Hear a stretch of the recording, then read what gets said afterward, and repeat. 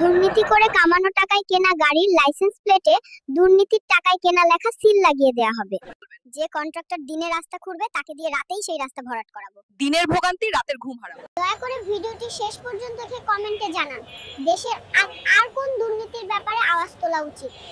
এই ডিমের দাম যারা বাড়ায় আমি তাদের মুখে কালি মাখিয়ে দেব, যেন সমাজে মুখ দেখাতে না পারে। রাস্তায় গাড়ি চললে মনে হয় নাগরদোলায় চড়েছি। রাস্তাগুলো এমন মসৃণ করে দেব যে এর উপর দিয়ে গাড়ি নয় মাখন চলবে। ট্রাফিক জ্যামে বসে থাকতে থাকতে আমি বড় হয়ে যাচ্ছি, এর একটা বিহিত করতে হবে।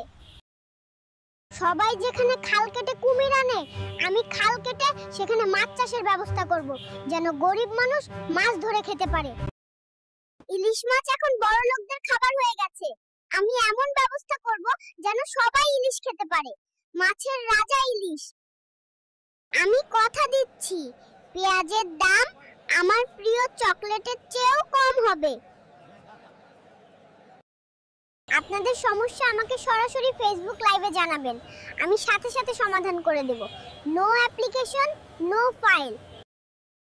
যারা ঘুষ খায় তারা দেশের শত্রু, জাতির শত্রু, তাদের বিরুদ্ধে যথাযথ ব্যবস্থা নেওয়া হবে। যারা ব্যাংক থেকে হাজার হাজার কোটি টাকা নিয়ে আর ফেরত দেয় না, আমি তাদেরকে জনগণের সামনে এনে দাঁড় করাবো।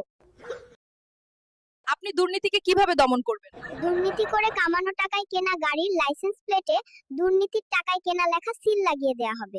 জনগণ আপনাকে কেন ভোট দেবে? আমি চকলেট দেব না, কিন্তু এমন একটি দেশ দেব যেখানে সবার মুখে হাসি থাকবে। ফেসবুকে নানা রকম গুজব ছড়ানো হয়, এটা কিভাবে থামাবেন?